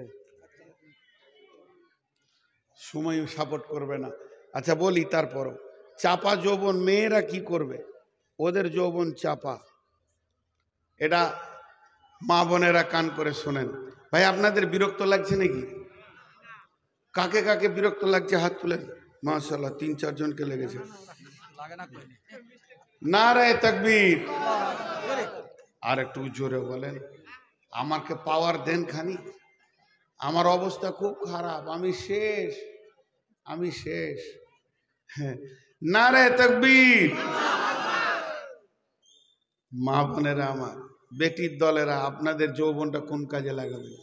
বিসমিল্লাহির রহমানির রহিম। কুল্লিল মুমিনাতি ইয়াগযুজনা মিন আবসারিহিন্না ওয়া ইয়াফাযনা ফুরুজাহুন্না ওয়া লা ইউবদিনা যিনাতাহুন্না ইল্লা মা যাহারা মিনহা ওয়া লিয়াজরিবনা আলা বিজুরিহিন্না আলা খুমুরিহিন্না ওয়া লা ইউবদিনা যিনাতাহুন্না। ও আমার বেটির দল, যাদের ভিতরে যৌবন উত্তাল করছে, তোমাদের একটাই কাজ, যুবকের অনেক কাজ, আর যুবতীদের একটাই কাজ, তোমরা তোমাদের শরম গায়ের হেফাজত করো, সিকিউরিটি হয়ে যাও। খবরদার, সামান্য দুনিয়াবি লোভের জন্য লুচ্চার কাছে চলে যেও না, লুচ্চা তোমাকে খেয়ে নেবে, শেষ করে দেবে। জীবনে যদি সতীত্বটা লুচ্চার হাতে শেষ হয়ে যায়, বিনা মহারানা পুরুষের কাছ থেকে যদি এটাকে শেষ করে দাও, তোমার বেঁচে থাকার কোনো প্রয়োজন নাই। তোমার মতো হতভাগা নারী আর পৃথিবীতে কেউ নাই। আল্লাহ তাবারাক ওয়া তাআলা মেয়েদের যৌনাঙ্গ, আল্লাহ তাবারাক ওয়া তাআলা মেয়েদের সরঙ্গাকে নিয়ে কোরআনে বেশ কিছু আয়াত নাজিল করেছেন। আল্লাহ তাবারাক ওয়া তাআলা হযরতে মারিয়ামকে পাক করতে গিয়ে একটা গোটা সূরা দিয়েছেন, বেশ কিছু আয়াত দিয়েছেন। আল্লাহ তাবারাক ওয়া তাআলা আম্মা জান আয়েশাকে পবিত্র করতে গিয়ে 11খানা আয়াত দিয়েছেন। অতএব হে আমার মা, হে আমার বোন, ওরে আমার বেটি রে, পৃথিবীর বুকে কি করতে হবে? আমার আল্লাহ বলছেন, হে যুবতীর দল, ওই হাফাজনা ফুরুজাহুন্না, তোমরা তোমাদের শরমগায়ের হেফাজত করো, ওয়ালা ইবদিনা যিনাতাহুন্না, আমি যে তোমাদের জিনাতগুলো দিয়েছি এগুলো কাউকে দেখাবে না। তোমার সিনা উঁচু হয়েছে, মাজা মোটা হয়েছে, মেন্সের সিরাপ চালু হয়ে গেছে এবং তুমি যৌবনকালে পৌঁছে গেছো, তোমার চেহারার ভিতরে একটা উজ্জ্বল বর্ণ এসে হাজির হয়ে গেছে, এটা তোমার স্বামীর জন্য আমি দিয়েছি, এটা লুচ্চাকে দেখাবে না, কারো সাথে এটাকে ব্যবহার করতে দেবে না। যদি তুমি ব্যবহার করতে দিয়ে দাও, তাহলে তুমি আমার আওতাভুক্তর বাইরে আইনে চলে গেলে। অতএব হে যুবতীর দল, কারণ আল্লাহ বলছে, শোনো, পৃথিবীতে যত আল্লাহওয়ালা তৈরি হয়েছে, প্রত্যেকটি আল্লাহওয়ালার পেছনে একটা করে আল্লাহওয়ালি আছে। তার মানে আমি যত বড়ই আলেম হই না কেন, একটা মায়ের পেটে জন্ম নিয়েছি। বিশ্ব নবী যত বড়ই নবী হোক না কেন, আমিনার পেটে জন্ম নিয়েছেন। এই রকম প্রত্যেকটা মা বড় বড় আলেমকে জন্ম দেবে, হাফেজকে জন্ম দেবে, শহীদের মা হবে। কিন্তু যদি কোনো গাছে পোকা লেগে যায়, সেই গাছে যেমন ভালো আম পাওয়া সম্ভব নয়, তেমনি কোন মায়ের সতীত্ব হারিয়ে গেলে পৃথিবীর বুকে আর ভালো সন্তান পাওয়া যাবে না। আল্লাহর নবী কিয়ামতের আলামত বলতে গিয়ে বলেছেন, কাসরাতুজ জিনা, জিনা বেড়ে যাবে, এত জিনা বাড়বে। তার মানে যেদিকে আল্লাহর ওলিরা পৃথিবীতে আসছে, আল্লাহওয়ালারা আসছে। আর আল্লাহর নবী আর একটা হাদিসে বলেছেন যে লা তাকুমুস সাআতু ফিল আরদি হাত্তা ইউকালা আল্লাল্লাহ, যতদিন একটা আল্লাহ বলনেওয়ালা পৃথিবীতে থাকবে, অতদিন কিয়ামত হবেই না, কিয়ামত হবে না, কিয়ামত হবে না। তো শয়তান বুঝে নিয়েছে, আল্লাহওয়ালা যতদিন যতদিন পৃথিবীতে থাকবে কিয়ামত হবে না। তাহলে আল্লাহওয়ালা আসছে কোন দিকে বিবেচনা করে দেখেছে, ওই যুবতীদের সরঙ্গাদি তো পৃথিবীতে মানুষ আসছে, তাহলে ওই রাস্তাটাকে আগে নোংরা করে দিই, রাস্তাটাকে আগে বন্ধ করে দিই। পৃথিবীতে আল্লাহওয়ালা আসবে না, আল্লাহওয়ালি থাকবে না, আল্লাহওয়ালাও আসবে না। অতএব হে আমার বেটির দল, খবরদার সরঙ্গাকে নষ্ট করিও না। একটা কথা বলবো আমার বেটিদেরকে, খুব ধ্যানের সঙ্গে শুনবেন। জীবনে আর যতদিন বেঁচে থাকবেন জালসা শুনতে হবে না, এক ডোজি আপনার জিন্দেগি চেঞ্জ হয়ে যাবে যদি বুঝতে পারেন। এই যে কাগজের পাত উঠেছে, আগে ছিল শাল পাত, এখন উঠেছে কাগজের পাতা।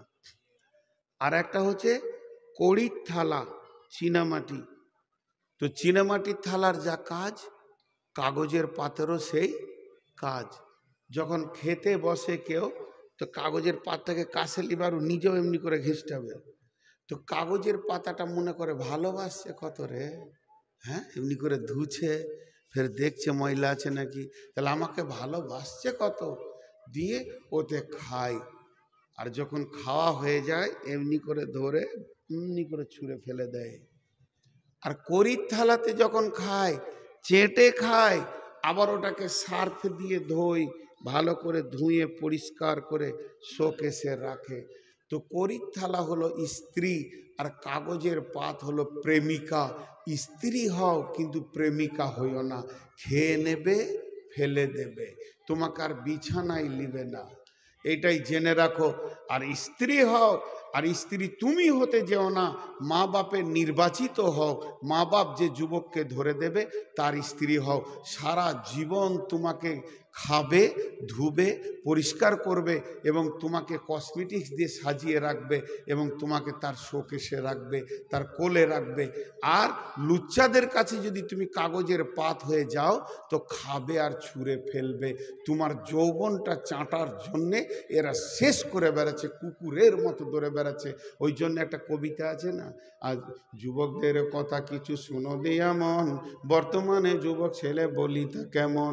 মাথার চারিদিকে ছোট চুল, মাথার মাঝে বড়া, পেছন হতে দেখলে পরে লাগবে একটি ভেড়া। মেয়ে মানুষ হবার মনে স্বাদ হলো যার, মাথার মাঝে চুল রেখে হলো একটা জানোয়ার। হায় রে খোদা এমন গাধা যুবক ছেলে আজ, সত্য কথা বলবো তবু নাই কই এদের লাজ। এরাই বলে আমরা যুবক আফসোসেতে মরি, ধিক শত দিক নাও গা তোমরা, নাও গা গলায় দড়ি। সন্ধ্যা হলে ডিউটি করে পুকুর রাস্তার ধারে, কুকুর যেমন রাস্তাঘাটে হারে তল্লাশ করে। আর বাকিটা বলবো না। ওরে আমার বোন, ও আমার বেটি, ওরে আমার কলিজার টুকরা, বেটিদেরকে বলছি খবরদার লুচ্চাকে পাত্তা দিও না। লুচ্চা কাছে আসলে ওর বুকে লাত মেরে দাও, মুখে লাত মেরে দাও। আর স্বামী কাছে আসলে গলাতে জড়িয়ে ধরে তার গালে চুমা দাও। আল্লাহ তাবারাক ওয়া তাআলা তোমাদেরকে কত সুন্দর ওসিয়ত করছেন। অতএব বিশ্বনবী বলছেন যৌবন কাল একটা নিয়ামত, বার্ধক্য আসার আগে। এক নম্বর হলো জি। নাম্বার 2, বিশ্বনবী বলছেন সিহাতাকা কাবলা সুকুমিকা। হে পৃথিবীর মানুষ, সুস্থ শরীর একটা নিয়ামত, কিন্তু যেদিন রোগে ধরবে রে, এই সুস্থ শরীর আর তুমি ফিরে পাবে না। অতএব সেই রোগ আসার আগে সুস্থ শরীরকে নিয়ামত মনে করো। রোগ কয় রকম জি? রোগ কয় রকম? 2 রকম। রোগ কয় রকম? 2 রকম। উঠিয়েন না ভাই আমার, ঠিক টাইমে ছাড়বো আমি, কাউকে কষ্ট দিব না। আপনারা উঠলে আমি দুর্বল হয়ে যাব। একটা হলো ডিজিটাল, একটা হলো নরমাল। ডিজিটাল মানে যুবক অবস্থায় জ্বর হয়েছে, ইঞ্জেকশন নেব, ট্যাবলেট খাবো, ছেড়ে যাবে। আবার ফুর্তি পেয়ে যাব। কিন্তু যখনই আপনার 47 বয়স ক্রস করে দিবে, 50-এর ঘরে ঢুকবে, তখন আপনার পকেটের ট্যাবলেট টাকার সঙ্গে ট্যাবলেট জায়গা নেবে। আমার পকেটে ওষুধ আছে, এটা হচ্ছে নরমাল রোগ। আল্লাহর নবী বলছেন, রে আমার উম্মত, যেদিন তোকে ওই রোগে ধরে নেবে রে, তখন তুই 5 ওয়াক্ত মসজিদ যেতে পারবি না, তখন তুই দাঁড়িয়ে নামাজ পড়তে পারবি না, তখন তুই উযু করতে পারবি না, এমন দিন আসবে রে। অতএব যৌবনকালে যদি তুমি মসজিদে যেয়ে থাকো, ওই রকম মেজারমেন্টে তোমাকে বার্ধক্যে নেকি দেওয়া হবে। অতএব যুবকের দল, তোমার রোগ আসার আগে ওই রোগটা তোমার মরণের সাথী হবে। তোমাকে হাই প্রেসার ধরবে, লো প্রেসার ধরবে, কিংবা তোমাকে ডায়াবেটিসে ধরবে, সুগার হয়ে যাবে, নানা রকম প্যারালাইসিস হবে, বিভিন্ন রকম রোগ তোমাকে ছায়া করে থাকবে। অতএব ওই রোগটা আসার আগে তুমি একটা কাজ করো, যখন তুমি সুস্থ শরীর পেয়েছ, আল্লাহ দ্বীনের কাজ করে লাও। তবে রোগের ব্যাপারে একটা কথা বলে দিই, রোগকে নিয়ে বিরক্ত হবেন না। আল্লাহ তাবারাক ওয়া তাআলা রোগকে নিয়ে, যে আল্লাহ তাবারাক ওয়া তাআলা আপনাকে রোগ দিবে জানতে হবে এটা আপনাকে গিফট দিয়েছে, গিফট, গিফট, উপহার, উপহার। নাম্বার 3, ফারাগাকা কাবলা সুগলিকা, ফারাগাকা কাবলা সুগলিকা, রে আমার উম্মত, সময়কে নিয়ামত মনে করে লাও। এর মতো দামি আর কিছু নাই পৃথিবীর বুকে, যা তোমার হারাবে ফিরে পেয়ে যাবে।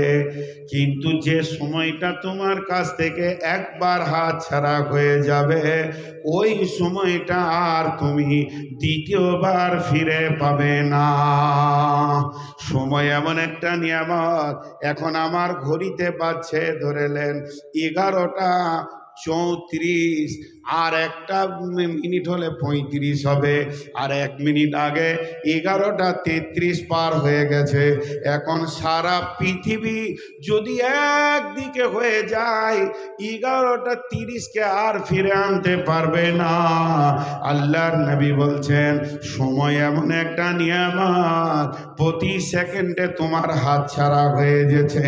এই সময়কে ঠিক মতো কাজে লাগাও। সময় মানুষ একবার পাবে, 2বার পাবে না।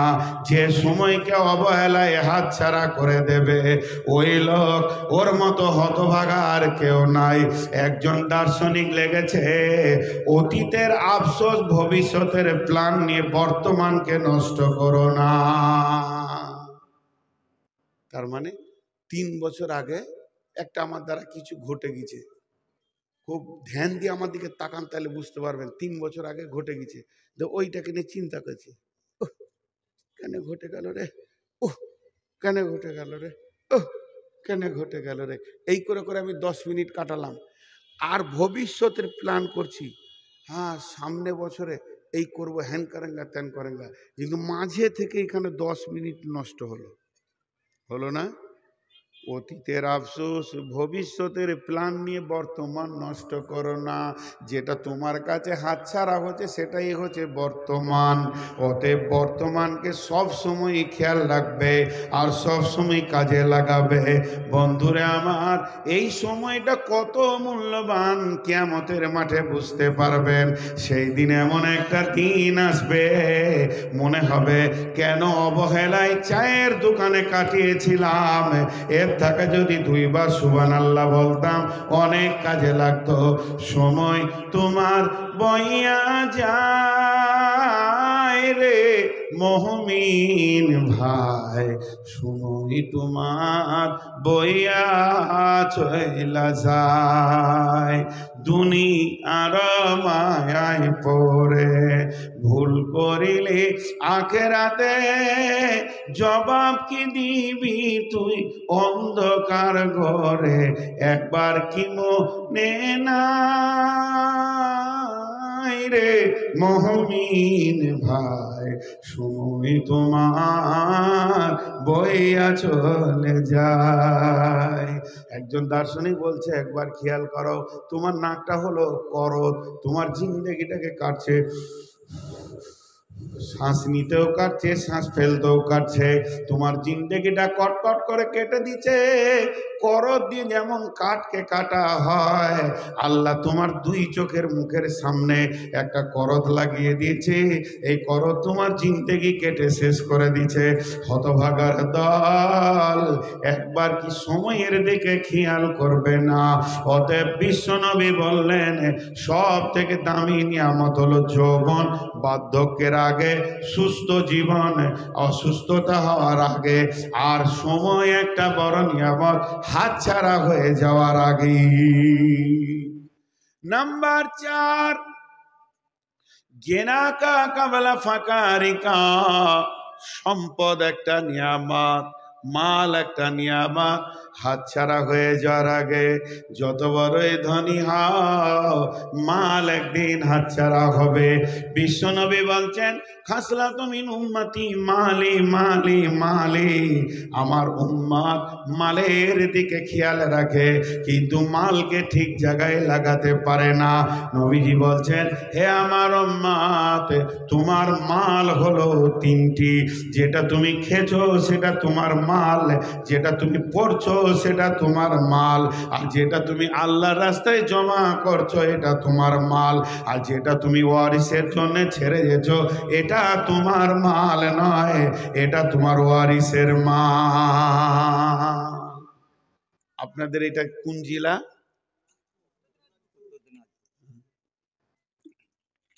উত্তর দিনাজপুরের লোক তাও বসে আছে।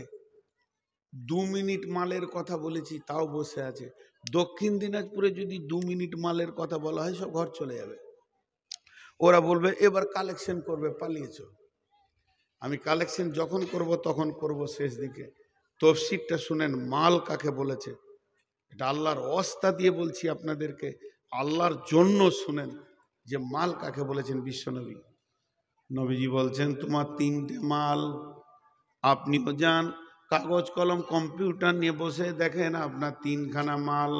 যেটা তুমি পড়ছো এটা হলো পুরানো, এক্ষুনি কিনে নিয়ে এসেছি 1200 টাকা দিয়ে।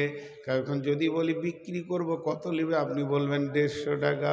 কেন 1200 কে 1000 বলবেন না, বলবো ওটা সেকেন্ড হ্যান্ড হয়ে গেছে। আমি এত বড় হতভাগা, যেটা গায়ে দিব সেটা পুরাতন হয়ে গেল। 2 নম্বর আমার মাল কোনটা? যেটা তুমি খেছো সেইটা তোমার মাল। খাওয়ার রেজাল্টটা কি? সকালবেলায় দেখবেন ওপর হলারে ঢুকেছে, নিচের হলারে গরম গরম বের হয়ে চলে গেছে, তাহলে খাওয়ার রেজাল্ট দুনিয়াতে পেয়ে গেলাম। আর বিশ্বনবী বলছেন, যে মালটা তুমি জমা করছো এটা তোমার মাল। আমি যেদিন মারা যাব, আমার মেয়ে, আমার ভাইপো, আমার স্ত্রী সব গোল করে বসে যাবে, মালের বন্টন হবে, জমি বন্টন হবে, জায়গা বন্টন হবে, পুকুর বন্টন হবে, সব দোকানদানি যা ছিল সব ভাগ হয়ে যাবে তিলে তিলে। কিন্তু কেউ বলবে না যে আমরা 5 ভাই, আব্বা 5 ওয়াক্তে নামাজ পড়ে গেছে, জোহরের নেকিটি তুইলে আসরের নেকিটি আমি লি, এটাও চলবে না। এটাও বলবে না আমার বাপ 2 কোটি টাকা দান করে গেছে, অতএব ওই দানটা আমরা ভাগ করে নিই, এটা চলবে না। সুইট ব্যাংকে যে টাকা আছে সেটা আপনার মাল নয়, আপনার ওয়ারিসের মাল। স্টেট ব্যাংকের যে টাকাটা আছে ওয়ারিসের মাল, আইসি ব্যাংকে যে টাকাটা আছে ওয়ারিসের মাল, এক্সিস ব্যাংকে যেটা আছে সেটা ওয়ারিসের মাল। কিন্তু আল্লাহর ব্যাংকে যে টাকাটা আছে এটা ওয়ারিসের মাল নয়, এটা আপনার নিজস্ব মাল। কিয়ামতের মাঠের বদলা পেয়ে যাবেন। এই ধন মাল ছিল তোমারও দাদা, সে মরে গিয়ে আজ হয়েছে বাবার। বাপের মালেতে তুমি ওয়ারিস হইলে, কাল ছেলে ওয়ারিস হবে তুমি মরে গেলে। ধন দান করিও না ধন উপার্জন, মরিলে তোমার সঙ্গে যাবে না কো ধন। ধন জন উপার্জন না রহে কাহার, আনিত ভবে এই নিত ব্যবহার। ধন জন উপার্জন না রহে কাহার, অপরে তোমার মালে উড়াবে বাহার। আজ তুমি বাস করিতেছ হয়ে সনকার, আকালকে ছাড়িয়া যাবে সংসার সোনার। এক একা অন্ধকারে ছিলে মায়েরই উদরে, একা ফেরে যেতে হবে ঘর অন্ধকারে। আজ তুমি গাড়ি ঘোড়া হইতেছ সওয়ার, কালকে জানাজা সওয়ারি হইবে তোমার। আজ তুমি পরিতেছ রেশম পোষণ, কালকে পরিতে হইবে মরণেরই কাফন। আজ তুমি বাস করিতেছ হয়ে সনকার, কালকে ছাড়িয়া যাবে সংসার সোনার। গান মানব যদি হও গমদের জ্ঞানী বিচক্ষণ, মূর্ছিয়া আল্লাহর প্রেমে কাটাও জীবন। ভূমিতে আসিয়া তুমি ভবের মেলায়, হেলায় কাটিও না মাতিয়া খেলায়। এ মেলায় বহু লোক আসিয়া ভূমিতে, সব চলে গেল কোথা দেখিতে দেখিতে। সংবাদ তাদের কিছু পাওয়া নাহি যায়, হায় আজ আছে তারা কি হালে কোথায়। নাই সে দেশে কেহ আল্লাহ ভিন্ন আর, করিবে তাহাদের বিন্দু উপকার। দেখিতে আসিলাম মেলা দেখা হলো শেষে, চলো এবার ফিরে যাই আপনার দেশ। যেই দেশে ছিলাম পূর্বে চলো সেই দেশে, কি আসে রয়েছ বসে এসে পরবাসে। মাতা পিতা ভাই বন্ধু আত্মীয় স্বজন, ক্রমে সেই দেশে সবে করিল গমন। তোমারও গমন কাল হয়ে উপস্থিত, সম্বল সংগ্রহণ করো করো যে কিঞ্চিত। শাহ সেকেন্দার বাসে মরিবার কালে, এই ওসিয়ত করেন ওয়ারিস সকলে। মরিলে আমার তরে শুনো বারে বার, কাফনের সাথে হাতে বেঁধনা আমার। সকলিতে মিলে ঝুলে খাটিলিতে করে, দুই হাত ঝুলাইয়া লইয়া যাইও মোরে। এই হাল দেখে মোর যত মাখলুকাত, আফসোস করিবে আর কহিবে এবার। সাত মুলুকের শাহ সেকেন্দারও ছিল, সকলে থাকিল আজ খালি হাতে গেল। সাত মুলুকের বাদশা খালি হাতে গেল। এখানে যতগুলি লোক বসে আছেন, একজন বলেন যে আমি খালি হাতে যাব। বিশ্বনবী বললেন মালের হচ্ছে দুইটা মালিক, ধ্যান দিয়ে শুনবেন। আমি 30 কোটি টাকার মালিক, আমার দুইখানা বেটা আছে। এবার আমার বয়স হয়ে গেছে 96। সকালের কথা বিকালে মনে থাকছে না। বৌমাকে জিজ্ঞেস করছি জরিনা গে আমি রুটি খেয়েছি, বলে হ্যাঁ আব্বা খেয়েছেন। ও তাইলে খেয়েছি। বেটারা বুঝে নিয়েছে আব্বার দ্বারা আর বিজনেস চলবে না। দুই ভাইয়ে দুটো বউ এনেছে, বিয়ে হয়ে গেছে। তারা 15 কোটি করে ভাগ করে নিয়ে আবার নতুন করে করণ দিঘিতে জায়গা কিনেছে। আর ব্যাংকওয়ালারা টাকাওয়ালা কি টাকা দেবে। একে তো 15 কোটি বাপের পেয়েছে, আবার 50 কোটি লোন বের করেছে। বিরাট বড় ইন্ডাস্ট্রিজ এরিয়া করবে, ফ্যাক্টরি নিয়ে তারা ব্যস্ত। আর এদিকে আমি বুড়িয়ে গেছি, একটা গেঞ্জি সোয়েটার পরে আছি, আর ঘর ঢুকছি বের হচ্ছি, মাথার ব্রেন চলে গেছে। মসজিদের কাজের চলছে, আর মসজিদ মাদ্রাসার কাজ চলছে, জালসা চলছে। এমন সময় জালসাতে মাওলানা বদরুদ্দোজা বলছেন মান বানা লিল্লাহি মসজিদান বানাল্লাহু লাহু বাইতান ফিল জান্নাহ। যে মসজিদ বানাবে আল্লাহ তার জান্নাত বানাবে। আমি নূর মোহাম্মদের কলিজাটা বড় হয়ে গেল। ওরে সুবহানাল্লাহ, আমাকে তার কদিন পরে কবরে যেতে হবে। তাহলে কি করব? যদি ছাদটা বানিয়ে দিতাম। 30 কোটি টাকার মালিক, 30 কোটি টাকার মালিক, শুধু একটা ছাদ বানাবো 2 লাখ টাকা লাগবে। বড় ছেলেকে বলছি বাবা আব্দুল সালাম, গাড়িটা নিয়ে ঘর ঢুকেছে। আব্দুল সালাম কি হলো আব্বা? বলে লাখ 2 টাকা। টাকা কি করবে বাপ, কি করবে? আমি বলছি বাবা রে মসজিদের ছাদে দেবো। ভ্যাট বকনা তো ভ্যান ভ্যান ভ্যান ভ্যান করে। মসজিদের টাকা দিবে কোথাও? 45 লাখ কোটি টাকা ঋণ করেছি, এখনো কাজ হলো না, ফ্যাক্টরি চালু হলো না। ওর আবার দান করার কুটকুটি কত। জোরে ধুমকি দিলে আর আমি দিতে পারলাম না। মনে মনে ভাবছি তা যদি না দিই অন্তত 5,000 টাকা তো দান করব। এটা যখনই নিয়ত করেছি, ছোট বেটা ঢুকছে হুন্ডা নিয়ে। আমি পাশে গিয়ে দাঁড়ালাম। জামিরুল, যখনই বলেছি জামিরুল, লম্বা করে টেনে বলছে কি হলো তোমার? ভয় আর কিছু বললাম না, দুটা শুকনা ঢোক গিলে দিলাম। বললাম তুই বাড়ি এসেছিস নাকি? টাকার কথা বলতে পারলাম না।